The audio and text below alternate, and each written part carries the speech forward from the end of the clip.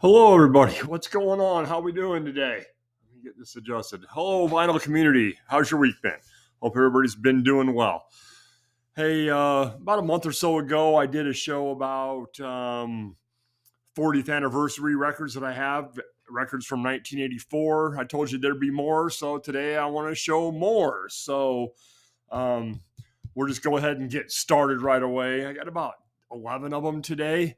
Probably be two more parts of this.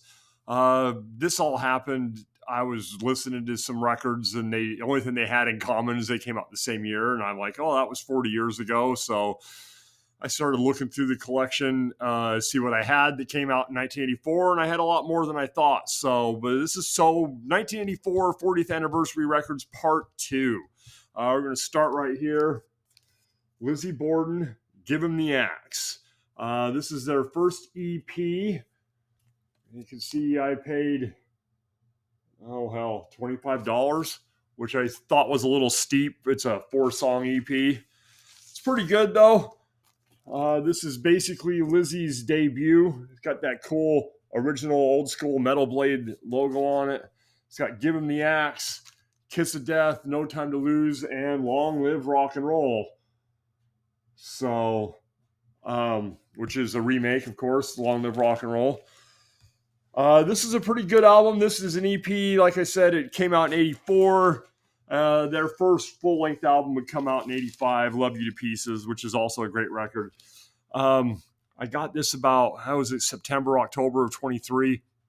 Went to that little store I've talked about, and he had a bunch of Lizzie Borden, so I pretty much bought all of it. And then I saw that one. Great stuff. Now they've restarted repressing them all, so you can probably get them cheaper than the OG ones that what I paid for it. All right, next up, Purple Rain. I actually have 2 copies of this. I have this one here, picture disc that I found. I bought first, and then this one was found. One of the guys at work gave it to me. The record's kind of beat up, but it's got the inner sleeve and everything else. It sounds okay. It's a little poppy. Picture disc, the other one. The one thing I don't like about this record, this is, by the way, their first album, Prince and the Revolution. It's Prince's 6th overall, but this is the first Prince and the Revolution album. What I don't like about this is it says, it's the soundtrack of Purple Rain. It doesn't necessarily say it's the soundtrack of Purple Rain. It's called Purple Rain. It's a pretty good record, but I was kind of hoping for a soundtrack because there's no Morris Day and the Time on there. None of those songs are on that. It's just all the Prince music from there. And, so I would have preferred a soundtrack that had all of the songs from the movie in it. I think it would have been a better record. Palace, The Sentinel. This album went to number 4 in the UK. Oh, by the way, that Prince album went to number 1. Number 4 in the UK. Palace, The Sentinel. This is a pretty good record. I'd never heard of this band. This is one of the ones that I found that day in the trash. Got this cool label here. I'm not sure where this is from. This pressing. Germany. West German pressing. So, pretty good record. I like it a lot. It's very interesting, to say the least, I guess you'd say. Like I said, I'd never heard of this band, and this is one of those ones that was found in that dumpster find. So, I'm glad I got it. It's a good listen. Enjoy it a lot. Next, Ronnie James Dio, Last in Line. Second album from Dio, of course. Went to number 4 in the UK and number 23 in the United States. This is a Record Store Day picture disc from Black Friday Record Store Day of 2021. I like this record a lot, too. This is a great album. We Rock, Last in Line, Breathless, I Speed at Night, One Night in the City, Evil Eyes, Mystery, Eat Your Heart Out, and Egypt, the Chains Are On. Great banging record all the way through and through. So all I got is a picture disc of this. Hard to find OG press. Of course, they repressed them. They just did it again for Record Store Day. They did that one I picked up from my friend. But sounds good. I like it. Picture disc, I think, people will talk about picture disc that they don't sound as good. And I guess I could kind of agree, but they still sound way better than they did back in the day. The newer ones, I think, sound a lot better. Okay. Next up, Crocus the Blitz. This album is their 8th overall. It went to number 36 in the United States, probably their highest charting U.S. record. It's got Ballroom Blitz, Midnight Maniac, Boys Night Out, Hot Stuff, Ready to Rock. This was, this was all over MTV back in '84. This is a killer record. It does not have my favorite Crocus song on it, which is Screaming in the Night. I can't remember what record that's on. I have that over there too. But this is a pretty good record. It came, like I said, their 8th overall and charted at number 36 in the United States. All right, Icon. This is another one of those records that I was along with that Crocus album and this one. Another ones that I'd found in that dumpster that day. I was not aware of Icon either, honestly. I mean, I guess when I was younger, I was sheltered from all of this stuff. I was just listening to mainstream hair metal or whatever. Oh, sorry, 80s metal. So this is a pretty good record. I like it a lot. There's a lot of Icon fans out there. They have kind of a cult following. This album did not chart at all, but I like it a lot. I think they were a really good band. I don't know if any of them ever went on to do other things. But it's a pretty good record altogether. And like I said, I see a lot of talk online, a lot of pictures of people posting Icon records, so I know they have a following. They're one of those bands. Okay. 1984, Ride the Lightning comes out. Second Metallica album overall, charts at number 48 in the US. This is a 2016 repress. What can be said about this record? This is probably my favorite Metallica record. Overall, Fight Fire with Fire, Ride the Lightning, For Whom the Bell Tolls, Fade to Black. That's just side one. And then we get Trapped Under Ice, Escape, Creeping Death, and The Call of Cthulhu. This is a great early 80s thrash album. I like this. You can tell Metallica is becoming a little bit different compared to Kill 'Em All. Kill 'Em All is a lot more pure speed metal, where this you start getting more guitar tone, different sounds out of it. I love this record. I know Master of Puppets is considered their masterpiece, but I think this is right up there with it.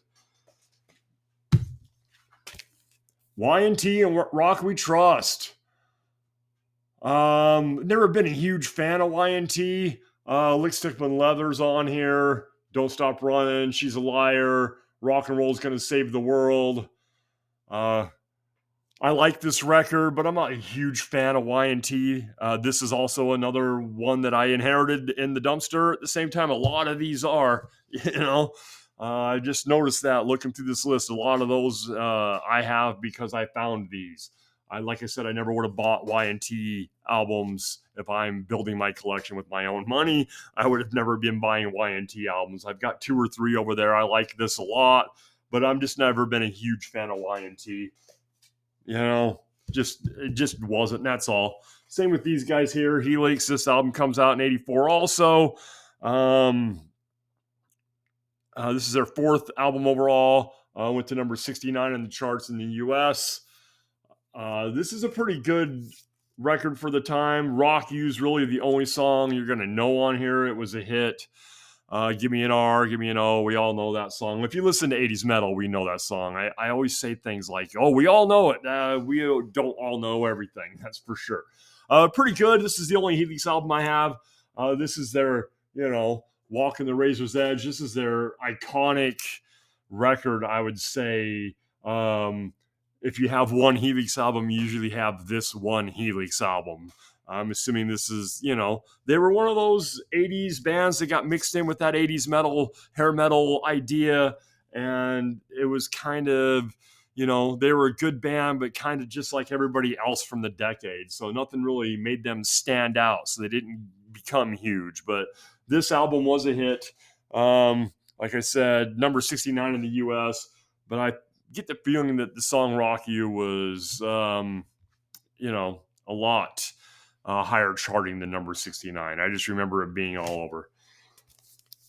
Debut album by Wasp. This album in the US charted at number 74, so not even as high as the Helix album did, but we all know Wasp kind of went on to do bigger and better things. I've talked about this record a couple times on this show, talking about Steve Riley and talking about different things. Great debuts. This is one of my favorite debut albums. I love this record. This has got all the killer songs on it. I Want to Be Somebody, Love Machine, The Flame, BAD, School Days, Hellion, Sleeping in the Fire, On Your Knees, Tormentor, and The Torture Never Stops. This does not have Steve Riley. I'm sorry that I just mentioned that. This is before Steve Riley joined the band. He doesn't join the band until the second album. So I must have talked about this when I was talking about great debut albums. I think I discussed that then. I like this record all the way through and through. I was a huge Wasp fan. I feel like they were kind of underrated for their era. And finally, for today's episode, The Fix, Phantoms. This is The Fix's third overall album, and it went to number 19 in the United States. Lose Face, Facing the Wind, Woman on a Train, Sunshine in the Shade. If you're not a Fix fan, you don't really know these songs. This one's, I don't think, is as popular as their earlier stuff when it comes to songs that we all know, but this is a great record. I've kind of been into the 80s new wave sound, and I think The Fix is one of those great bands that came out at that time. I even liked them at the time, which was, as an 80s metal kid, kind of hard to do. Like, oh yeah, I like The Fix. So now that I'm old, going back and buying these records, I bought this all within the last year. Said number 19 in the US. Great record, great band. I think The Fix was a great band. Reach the Beach, of course, is an iconic record. This is after that. This is the one after that. So great music altogether. So that's part 2 of 40th anniversary 1984. I'll do another one probably in another month. I got enough to do 2 more episodes, it looks like. So, all right, guys, I really appreciate you all watching and hanging out, and all the guys out there in the vinyl community. You guys are awesome. I really appreciate it. Thanks for watching, guys. I'll talk to you in a week or so.